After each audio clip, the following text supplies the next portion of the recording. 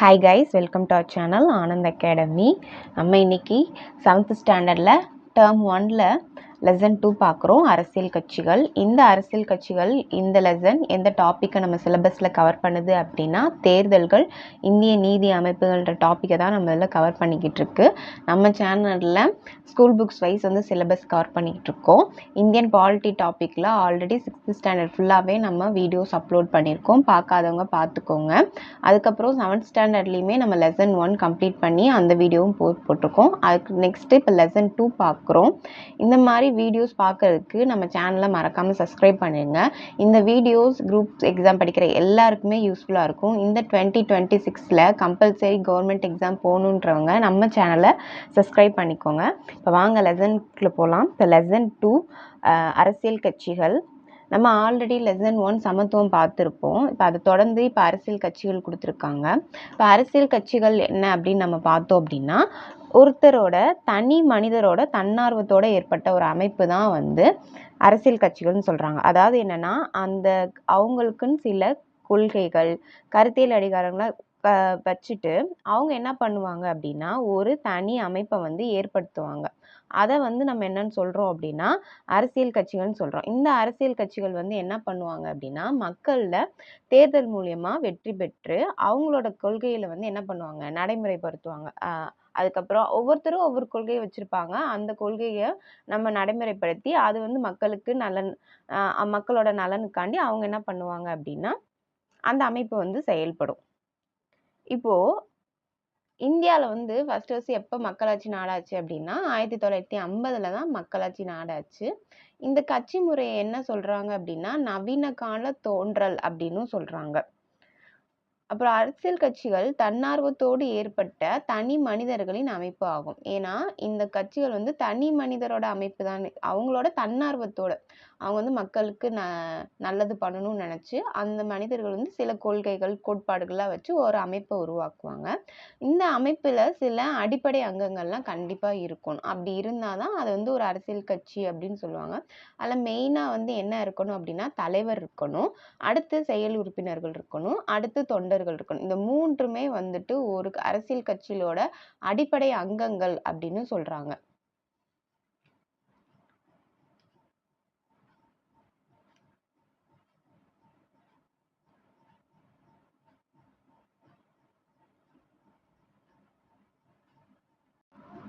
அடுத்து அரசியல் கட்சிகளோட முக்கியத்துவம் என்னன்னு பார்த்தோம் அப்படின்னா அரசியல் கட்சி வந்து மக்களாட்சியோட முதுகெலும்பு அப்படின்னு சொல்றாங்க.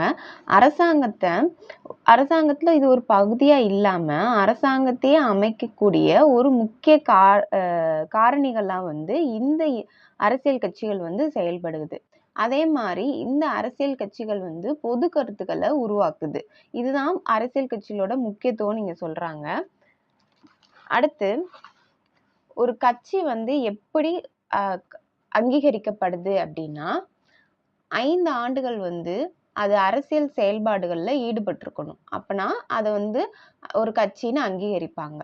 அதே மாதிரி அந்த கட்சியோட வேட்பாளர்கள் வந்து குறைந்தபட்சம் 6% வாக்குகள் வந்து பெற்றிருக்கணும். ஒரு தேர்தலில் வந்து அந்த கட்சி வேட்பாளர்களும் குறைந்தபட்சம் 6% வாக்குகள் வந்து என்ன பண்ணியிருக்கணும், அவங்க வந்து பெற்றிருந்தாங்க அப்படின்னா ஒரு கட்சி, இது ஒரு கட்சி, ஒரு தனி மனிதரோட அமைப்பை வந்து ஒரு கட்சின்னு சொல்லி அங்கீகரிப்பாங்க.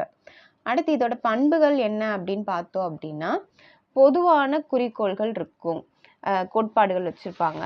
யாரோட இதுக்கும் இல்லாம எந்த ஒரு மதத்தையோ எந்த ஒரு பாலினத்தையோ சார்ந்து இல்லாம பொதுவான குறிக்கோள்கள் கோட்பாடுகள்லாம் இருக்கும். அதே மாதிரி பகிர்ந்தளிக்கப்பட்ட மதிப்பீடுகளை கொண்ட மக்கள் குழு.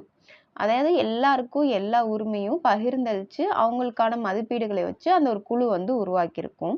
இந்த அரசியல் கட்சிகளோட பண்புகள்ல அடுத்து தனக்கென கொள்கைகள் மற்றும் திட்டங்களை கொண்டிருப்பாங்க.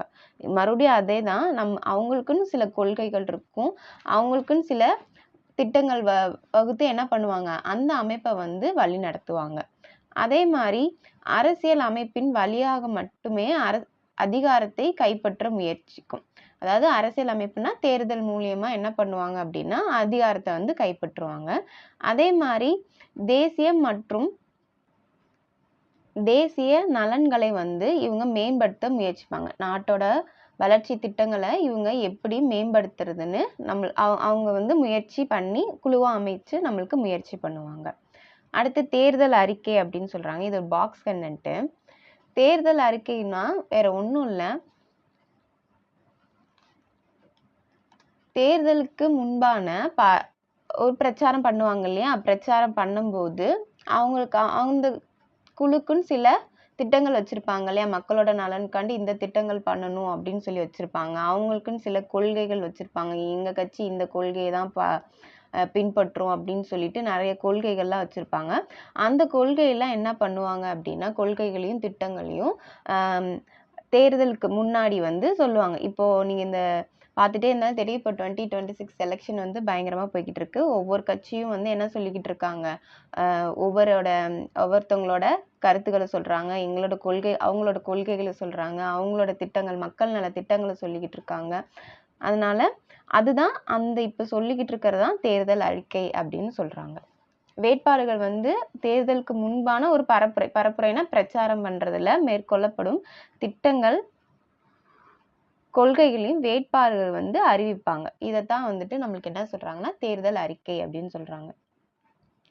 அடுத்து பார்த்தோம் அப்படின்னா கட்சி வகைகள்னு சொல்றாங்க. 3 வகையான கட்சிகள் வந்து நம்ம இதுல இருக்கு, அதாவது நடைமுறையில இருக்கு. ஒரு கட்சி முறை. ஒரு கட்சி முறை அப்படின்னா ஒரே ஒரு அரசியல் கட்சி மட்டுமே அரசாங்கத்தை ஏற்படுத்தும் உரிமை கொண்டிருக்கும். அந்த நாட்டிலேயே எத்தனை கட்சி தான் இருக்குமா, ஒரே ஒரு கட்சி மட்டும்தான் இருக்கும். இந்த மாதிரி கட்சிகள் இருக்கிற நாடு என்ன அப்படின்னா சீனா, வடகொரியா, கியூபா.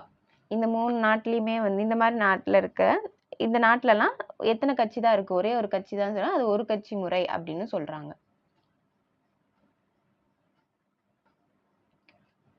அடுத்து இரு கட்சி முறை. இரு கட்சி முறையில எத்தனை கட்சி இருக்குன்னா 2 கட்சிகள் இருக்கிறத இரு கட்சிகள் முறை அப்படின்னு சொல்றாங்க. அதிகாரத்தை பங்கு கொள்ளும். இரு கட்சிகள் வந்து என்ன பண்ணும் அப்படின்னா அதிகாரத்தை பங்கு கொள்ளும். அதே மாதிரி ஒன்று ஆளும் கட்சியா இருக்கும், இன்னொன்று வந்து என்ன கட்சியா இருக்கும், எதிர்கட்சியா இருக்கும். இதுக்கு எந்த மாதிரி நாட்டில் இரு கட்சி முறை இருக்குன்னா பிரிட்டன், USA, அமெரிக்க ஐக்கிய நாடுகள், இந்த மாதிரி இதுல வந்துட்டு நம்மளுக்கு இரு கட்சி முறை வந்து நடைமுறையில இருக்கு. அடுத்து பல கட்சி முறை. நம்ம எல்லாருக்கும் தெரிஞ்சதான், இந்தியாவில் இருக்க எல்லாருக்குமே தெரியும். 3 அல்லது அதற்கு மேற்பட்ட கட்சி. நம்ம இந்தியாவில் என்னதான் இருக்கு, பல கட்சிகள் தான் இருக்கு. அந்த முறை தான் நம்ம நடைமுறை இருக்கு. அதுக்கு இது வந்து இந்தியா, பிரான்ஸு, ஸ்வீடன், நார்வேல இந்த மாதிரி நாடுகள்லாம் பல கட்சி முறை வந்து என்ன பண்ணிட்டு இருக்காங்க அப்படின்னா நடைமுறையில இருக்கு.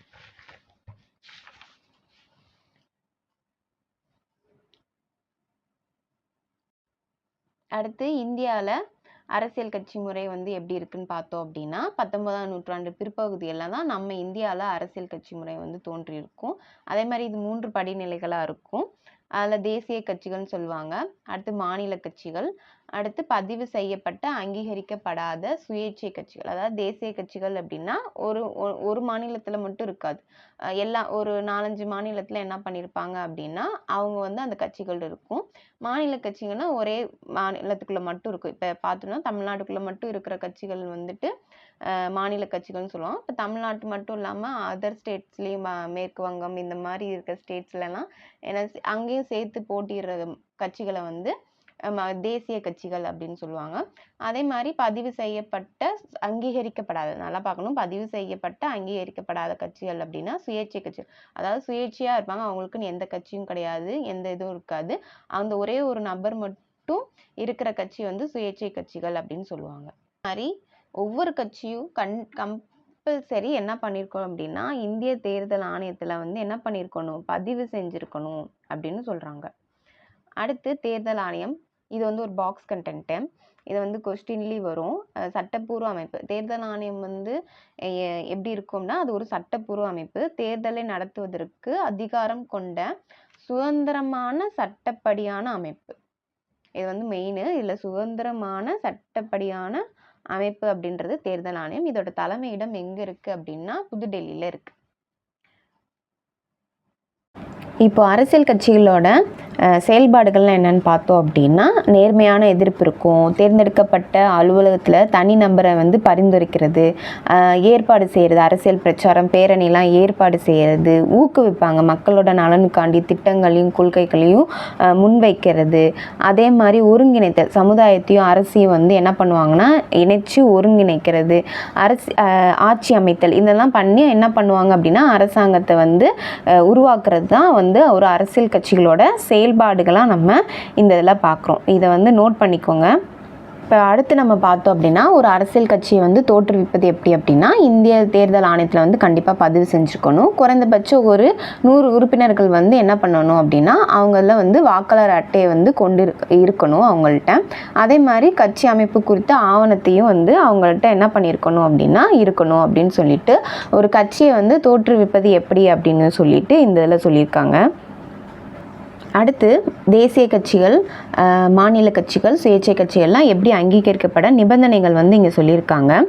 என்ன அப்படின்னா, மக்களவையில் தேசிய கட்சின்னு பார்த்தோம் அப்படின்னா, மக்களவை தேர்தலையும் இல்லாட்டி 4 மாநிலங்கள் சட்டமன்ற தேர்தலையும் குறைந்தபட்சம் ஒரு 6% வாக்குகள் பெற்றிருக்கணும். அதே மாதிரி 1 அல்லது 1க்கு மேற்பட்ட மாநிலங்களில் 4 மக்களவை தொகுதியிலையும் வெற்றி பெற்றிருக்கணும். இறுதியாக வந்து ஒரு மக்களவை தேர்தலில் குறைந்தபட்சம் 2% வாக்குகள் வந்து என்ன பண்ணணும் பெற்றிருக்கிறது தான் தேசிய கட்சிகள் அப்படின்னு சொல்கிறாங்க.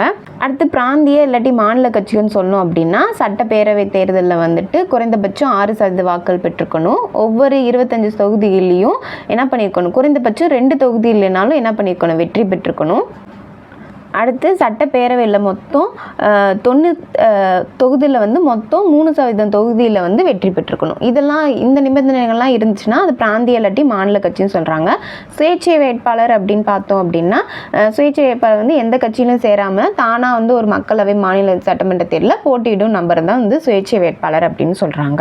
இதுதான் வந்துட்டு கட்சிகளை அங்கீகரிப்பதற்கான நிபந்தனைகளாக வந்து தேர்தல் ஆணையம் சொல்கிறாங்க.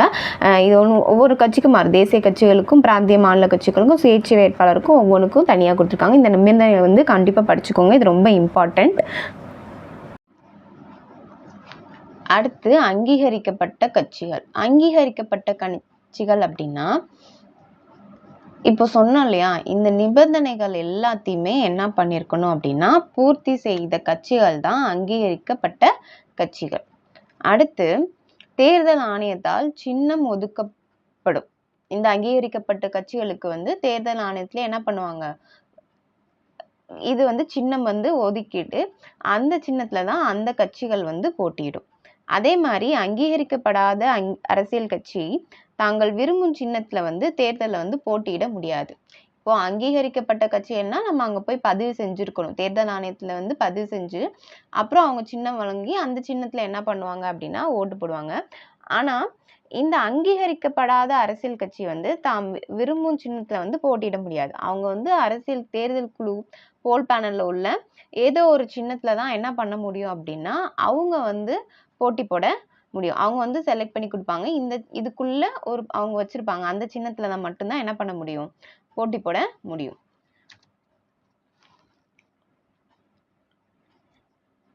அடுத்து தேர்தலில் இருக்க குழு சின்னங்கள். எப்படி தேர்தல் குழு வந்து சின்னங்கள் வந்து இது பண்ணுது அப்படின்னா, இது ஒரு பாக்ஸ் கண்டென்ட்டு. 1968ல் தேர்தல் சின்ன ஆணையின்படி தான் 2 வகையாக பிரிச்சிருக்காங்க. ஒதுக்கப்பட்ட சின்னம், ஒதுக்கப்படாத சின்னம் 2 இருக்கு. இந்த ஒதுக்கப்பட்ட சின்னம் அப்படின்றது எதுக்குன்னா அங்கீகரிக்கப்பட்ட கட்சிகளுக்கு மட்டும்தான்.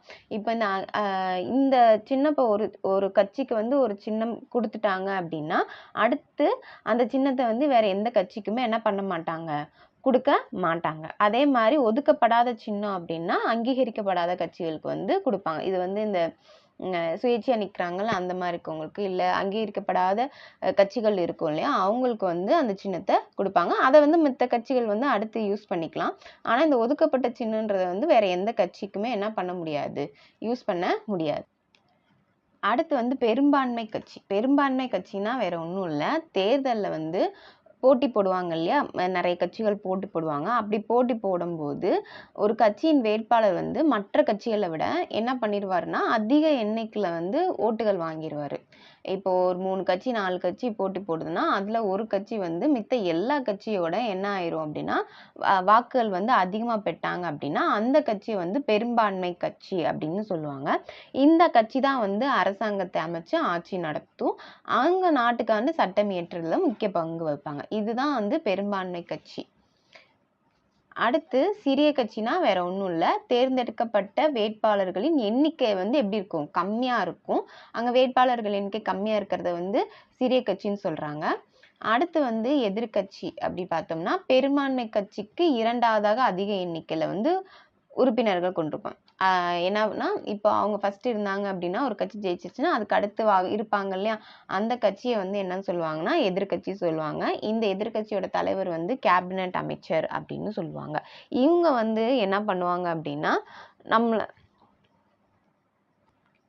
இந்த எதிர்க்கட்சி நம்ம பார்த்தோம் அப்படின்னா இந்த மக்களாட்சிக்கு வந்து ரொம்ப ஒரு முக்கியமான ஒரு கட்சி ஆகும். இது வந்து என்ன பண்ணும் அப்படின்னா ஆளுங்கட்சிக்கு வந்து ஆளுங்கட்சி மாதிரியே இது வந்து அதுக்குன்னு ஒரு ஒரு முக்கியத்துவம் இருக்கும். அவங்க வந்து இப்போ ஆளுங்கட்சி ஏதாச்சும் பண்றாங்க அப்படின்னா அவங்கள எதிர்த்து என்ன பண்ணுவாங்கன்னா கேள்வி கேட்பாங்க. கேள்வி கேட்டு அவங்கள வந்து கட்டுப்படுத்துவாங்க. இப்போ அவங்க ஏதாச்சும் கொள்கைகள் ஏதாச்சும் மசோதாக்கள்லாம் ஏதாச்சும் அமல்படுத்துறாங்க அப்படின்னா அதை வந்து விமர்சிச்சு அதுக்கு மக்களுக்கு நல்லது இருக்கா கெட்டது இருக்கான்னு சொல்லி தீவிரமா விசாரிப்பாங்க. அதே மாதிரி அவங்க ஏதாச்சும் தவறான கொள்கைகளோ இல்லை இது ஏதாச்சும் இது பண்ணும்போது அதை பத்தி கேள்விகளும் என்ன பண்ணுவாங்க அப்படின்னா கேட்டு எல்லாருக்கும் என்ன பண்ணுவாங்க அப்படின்னா நல்லது நடக்கணும் அப்படின்னு சொல்லுவாங்க.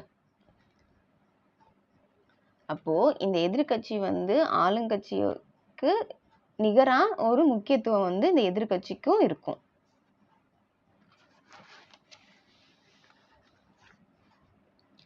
அடுத்து வந்து கூட்டணி அரசாங்கம். இந்த கூட்டணி அரசாங்கம் வந்து என்ன அப்படின்னா சில நேரங்கள்ல வந்து ஆட்சி அமைக்க வந்து தேவையான பெரும்பான்மை வந்து ஒரு கட்சிகிட்ட இருக்காது. ஏன்னா தேவையான உறுப்பினர்களோ எதுவும் இருக்காம என்ன பண்ணுவாங்க அப்படின்னா அந்நேரத்துல வந்து 2 அல்லது 3 கட்சிகள் சேர்ந்து ஒரு கூட்டணி அமைச்சு அந்த கட்சிகள் வந்து என்ன பண்ணும் அப்படின்னா அரசாங்கத்தை வந்து அமைப்பாங்க. அதுதான் வந்து என்ன சொல்லுவாங்க அப்படின்னா கூட்டணி அரசாங்கம் அப்படின்னு சொல்லுவாங்க. அதே மாதிரி அடுத்து தேர்தல் சின்னங்கள் மற்றும் அவற்றின் முக்கியத்துவம்னு பார்த்தோம் அப்படின்னா அரசியல் கட்சிக்கு வழங்கப்பட்ட அங்கீகரிக்கப்பட்ட சின்னம் அப்படின்னா தேர்தல் சின்னம் அப்படின்னு சொல்லுவோம். இது வந்து தேர்தலில் வந்து முக்கிய பங்கு வகிக்குது. ஏன்னா என்ன பண்ணுவாங்க தேர்தல் நடக்கிறப்ப அந்த கட்சி வந்து இதுதான் எங்களோட சின்னம் அப்படின்னு சொல்லிட்டு நம்மளுக்கு எல்லாம் சொன்னாதான் நம்மளுக்கு தெரியும். அந்த இதில் வந்து நம்ம அப்போனாதான் அந்த சின்னத்துக்கு நம்மளால ஓட்டு போட முடியும். அதனாலதான் இது தேர்தலில் வந்து முக்கிய பங்கு வகிக்குது. விலங்குகள் சின்னத்தை வந்து வழங்குவதை வந்து தேர்தல் ஆணையம் நிறுத்தியுள்ளது. ஆனா புலி சாரி யானை மற்றும் சிங்கத்தை தவிர மித்த எந்ததையும் வந்து நம்ம தேர்தல் ஆணையம் வந்து கட்சி சின்னமா வந்து வழங்கலை. அது வந்து விலங்குகள்ல வந்து சின்னமா வழங்குறத வந்து நிப்பாட்டிட்டாங்க.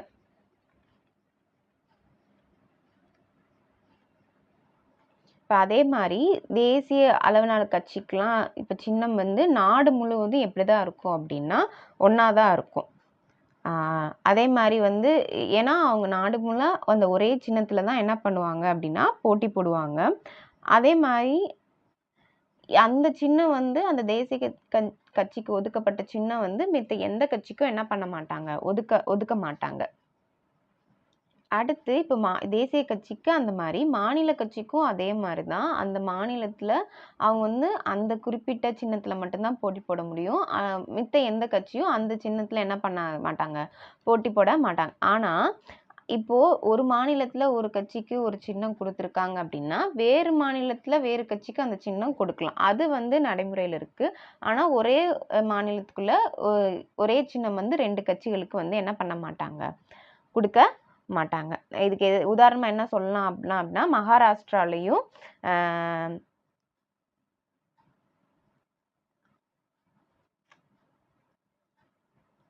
ஜார்க்கண்ட் மாநிலத்திலையும் மகாராஷ்டிராலையும் ஜார்க்கண்ட் மாநிலத்திலையும் ஒரே மகாராஷ்டிரா இருக்க ஒரு கட்சியும் ஜார்க்கண்ட் மாநிலத்தில் இருக்க ஒரு கட்சியும் ஒரே வந்து சின்னத்தை வந்து கொண்டு வந்திருக்காங்க.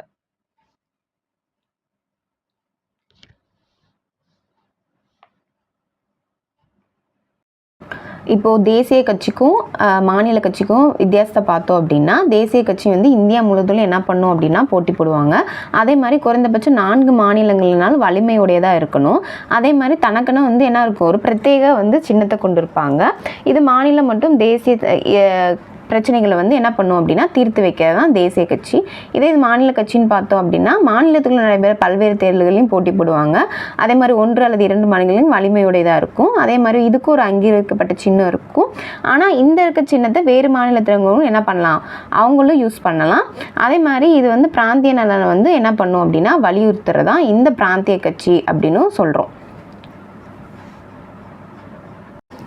இந்த இதோட நம்மளுக்கு வந்து இந்த லெசன் வந்து கம்ப்ளீட் ஆகுது. ஏதாச்சும் டவுட் இருந்தால் கம்பல்சரி வந்து மறக்காமல் நம்ம கமெண்ட் செக்ஷனில் கேளுங்க.